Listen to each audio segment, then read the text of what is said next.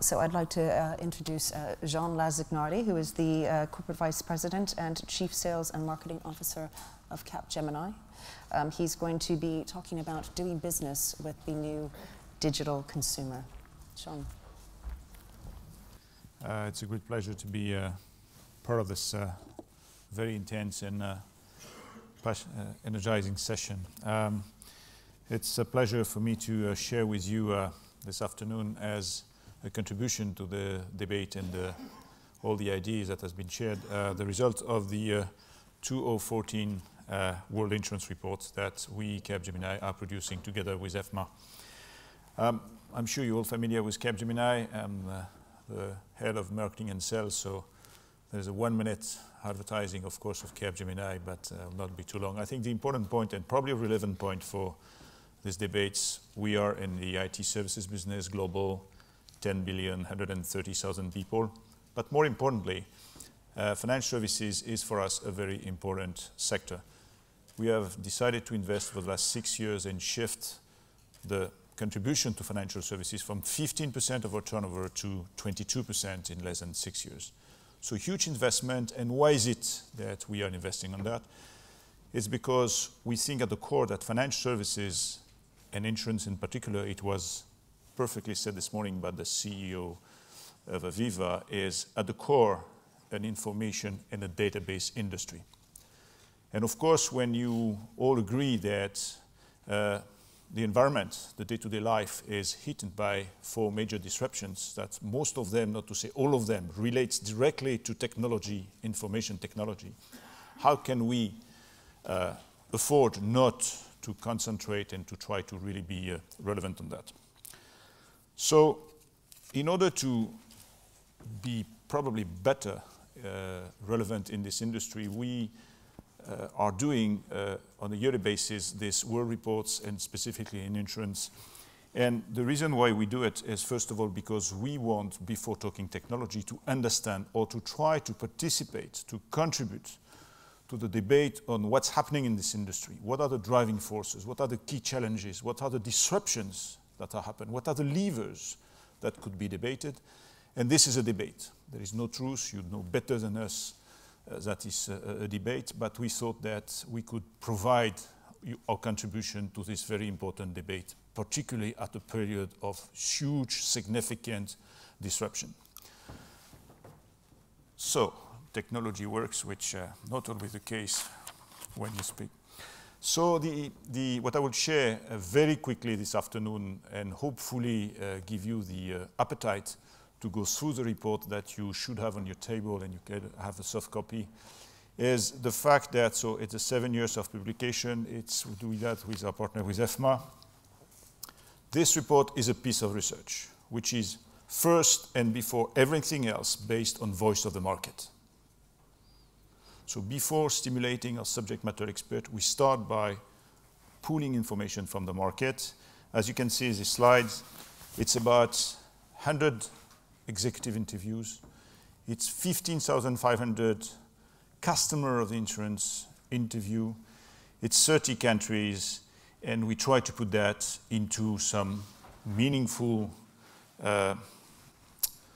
spotlight or an efficiency model, the customer experience index, and then the spotlight for this version or this edition around digital.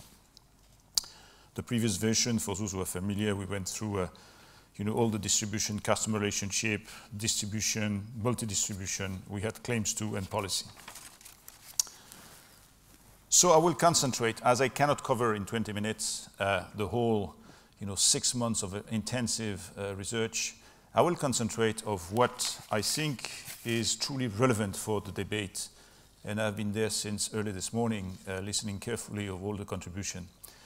And the first thing for you to know, it's the 2nd year that we are publishing what we call the Customer Experience Index.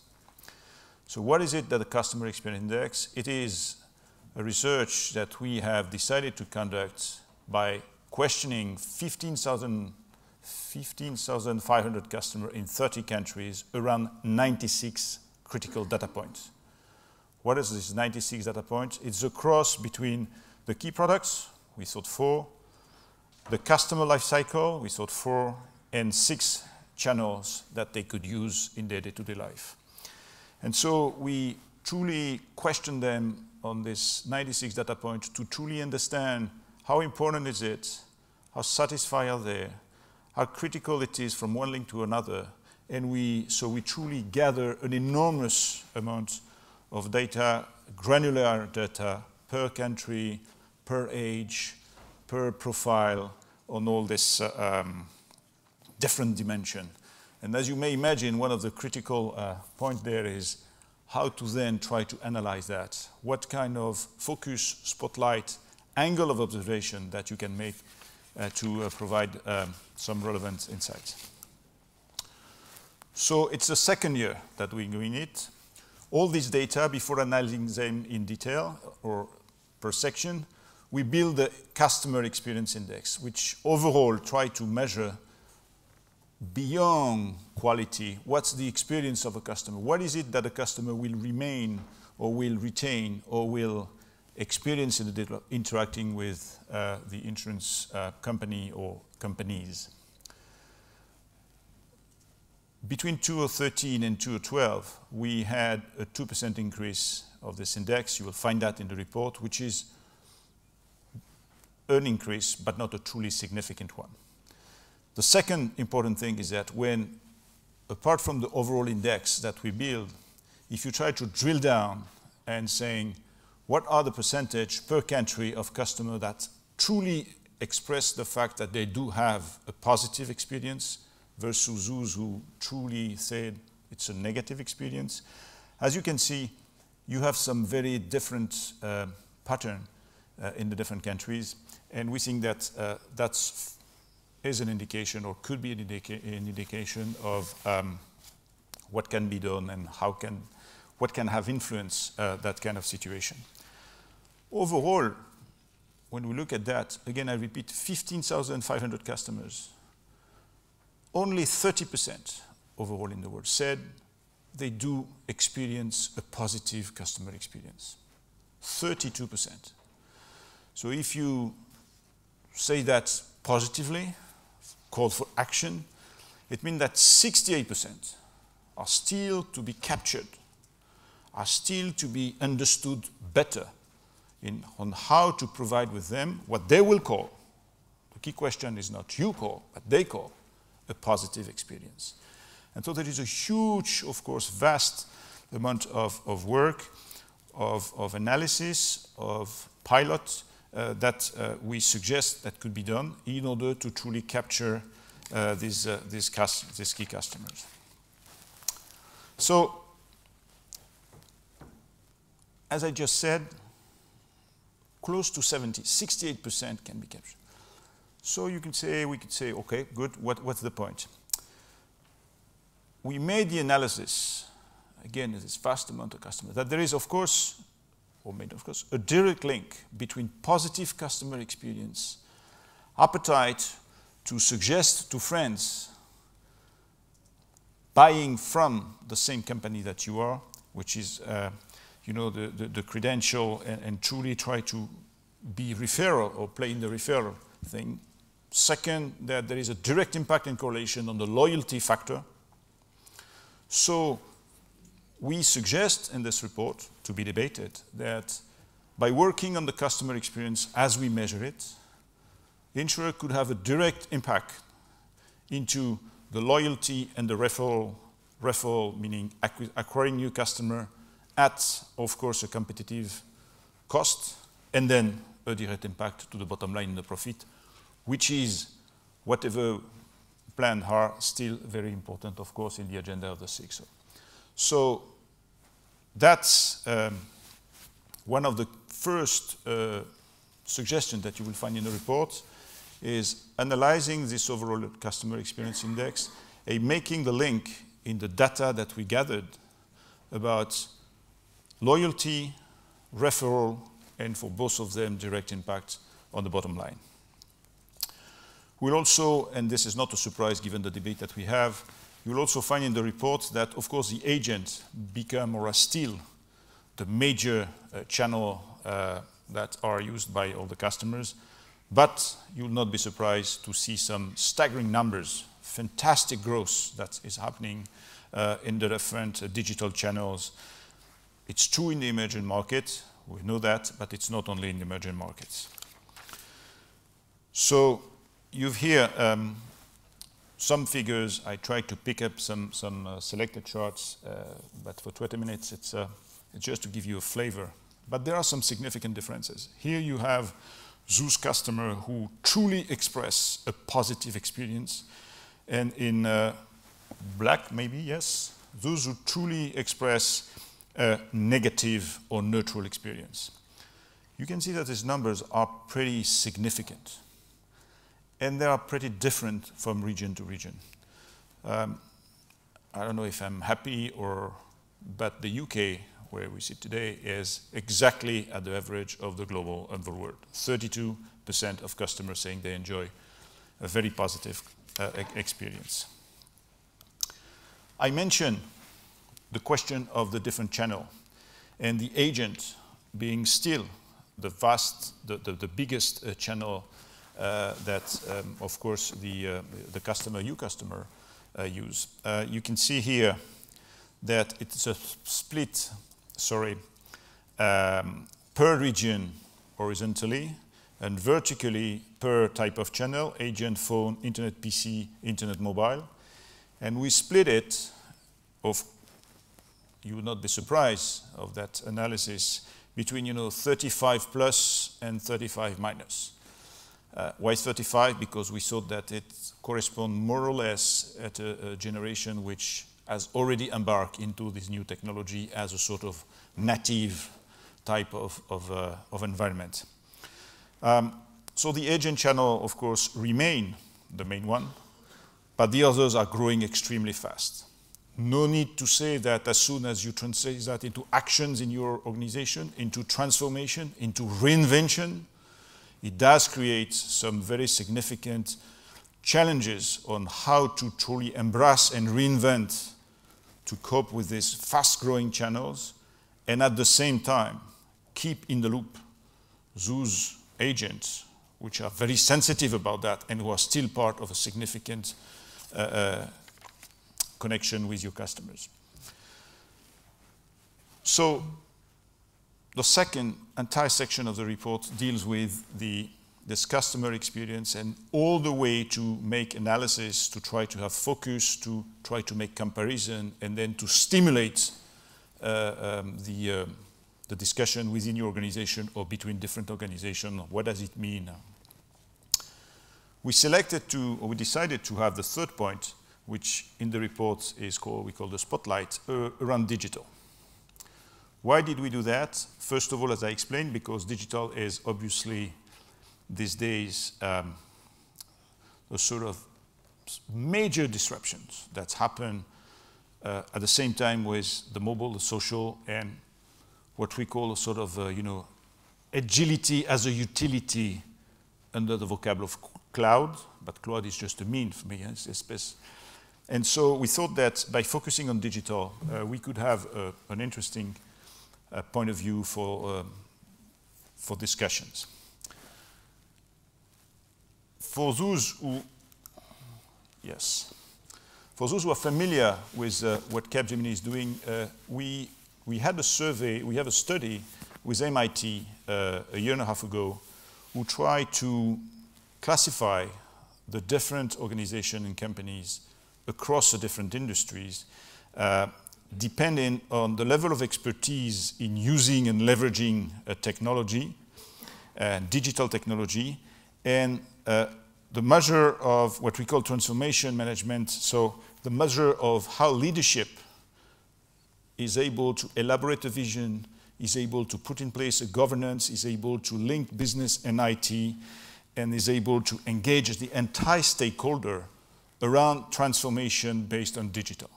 And we call that the digital maturity of the different organizations that we survey. And the interesting point is that this survey try to make a correlation between the 4 categories, high digital intensity, high transformation maturity, 4 quadrants typical consulting type of graph, right?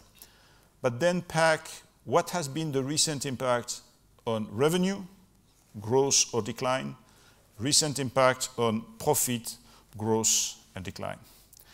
And as you can see here, on the revenue, when you categorize all the companies, it's pretty significant. I didn't put the figures about profit, which are even more contrasted, because it can.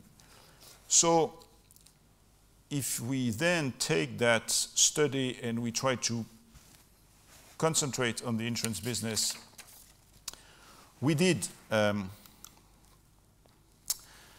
what we did in the report, and what you will find in the report, is that with the customers and with the discussion we had with the executive, we try to elaborate as much as we can a sort of maturity model where along the different steps of the value chain that you see from the left to right, research, get a code, policy acquisition, policy servicing, claim servicing, it's macro segmentation. In the two categories that we define, life and non-life, and in the different regions of the world, we try to make an assessment of what's the maturity in terms of digital or digitalization or transformation using or leveraging digital, with basic, intermediate, advanced, and leading practices, and you have the colors from red, we put a red to green. It's interesting to see that when interviewing and making research on the annual reports, on the publication, and etc., you can see that it's far from being homogeneous. And so there are obviously some regions and some domains or some part of the value chain that have already been impacted, be transformed, be reinvented using or leveraging the digital or taking into account the digital environment with some very significant differences. Being French and having an office in Paris when I'm not in a plane, of course, when I see the reds in Europe, I think it's a call for action. Now, does it mean that nothing has happened? What's fascinating is that when you really make a global survey, when you interview executives, there are so many very concrete examples, so many things that are forward-thinking, that are not only implementing a new technology, toy, or device, but truly reinventing or inventing a service, a completely new way of servicing the customer or being part of the day in the life of your customer. Just a few examples, but we could have had probably 20 same slides here across the world of very different type of application. We were discussing this morning, and I heard on the panel that what's interesting, not to say fascinating, in the impact of digital in the insurance world is that, yes, it will impact the efficiency. Yes, it will impact the speed. Yes, it will impact the channel. But it just allows to completely reinvent or to redefine what is it that insurance, what the place, what the role that insurance is playing in a day in the life of any person. I heard, the story about, or this example that we discussed also this morning about potentially why not having an insurer knowing that I leave my house because from geolocalization they know they are connected with my domotic home and they know that I've left a window open, and they're connected with the weather forecast so they know that it will be raining tonight. You may not be connected to the weather forecast to know that, but, and then send me an alert and then say me, go back home, close your. And what's there is, for me, a fundamental change from 20 years ago. My insurer was there to cover the financial impact of some bad things happening. These days, my insurer is with me to deal with the consequence of something wrong happening. And tomorrow, my insurer could be there to prevent something wrong to happen. So, and how? Not only but significantly impacted by the digitalization which is happening. Just one word at the stage 2 about at that moment of the presentation or the sharing is we all heard about the big data stuff. And of course, we all know about that, and we think that I heard that maybe an insurance could be, it's at the heart of the business. I was at a conference in India 2 weeks ago, and I heard someone saying, you know what? Data is like sand. The more you have, the more lost you are. And the next thing he said is, because the point is not to have data, the point is not to, of course, the context around the data. And then how the context around the data is coming is not the data itself, but it's the connection, the dots between different data. And then if you have this explosion of data, of course, you know the maths, if the numbers explode, the connection explodes to another order of magnitude. And if you add to that the fact that 50% of these data do have an IP address because of the interconnection, you have a sort of unbelievable amount of opportunity to truly understand, to truly give a meaning of all set of data around your customers, and then redesign, reinvent the purpose of what you are doing as an insurer toward your customers. And what we think, and one of the reasons we have put digital in connection with customer experience in today's report, is because we think this is happening now. So, you all know that most of the senior executives at insurance companies that we know do have, in a more or less elaborated a digital strategy, you know, a move to digital agenda. And we all know, as you all know, it's one thing to formulate it, it's another one to make it happen. We try and we suggest in the reports, oh, I think I made the wrong way. Yes, that's better. That, of course, on one side, it's there, it has to happen now, and so it's a question of speed. But at the same time, as I mentioned, there are some things that you cannot avoid. And if you look, for example, at the channel, I mentioned the fact that, yes, in less than 5 years, you are telling us that more than 20% of your business, or the business, the turnover, will be done through internet online, and more than 10 to 12% addition will be on internet mobile.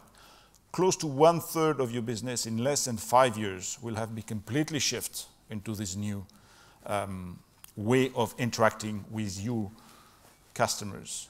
How does that combine with the fact that you have all your current agents and you don't want to really make them look like irrelevant now?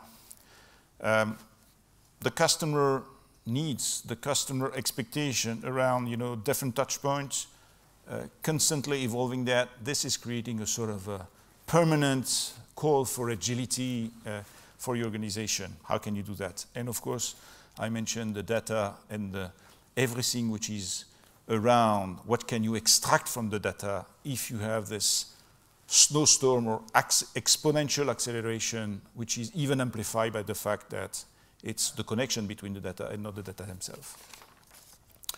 So, just the final slide. I just put systematically the wrong button, which is not good at all. So we suggest, and again, it's a suggestion. It's a stimulation for discussion because there is not one size fits all. But there is one thing that we convinced is that this transformation, this reinvention has to happen from top to bottom. No institution can afford not to think and to act from top to bottom.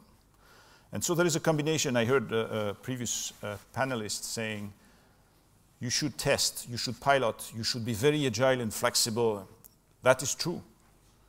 But it should address the entire from top to bottom spectrum. Because it's not an implementation of a new technology that we are talking about. It's not an addition of a new channel that we are talking about. It is not an opportunity to streamline such and such operation that we are talking about. It's a reinvention of the way you are leveraging your core capabilities towards the customers that you're serving, which are themselves completely living in a different environment. So I'd like to probably keep few minutes for a few questions.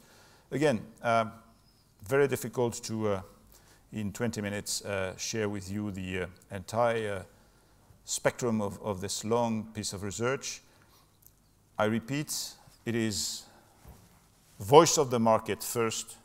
Second, trying to identify the transformation, the reinvention force. It is a basis for discussion. It is a basis for confrontation. So please, I would really like, as a conclusion, to invite you to be back to us with any addition, anything you're okay with, anything you like to add to, anything you are not okay with, because at the core, we hope it will help in such a fantastic, stimulating time. It will help every one of us to build the future. Thank you.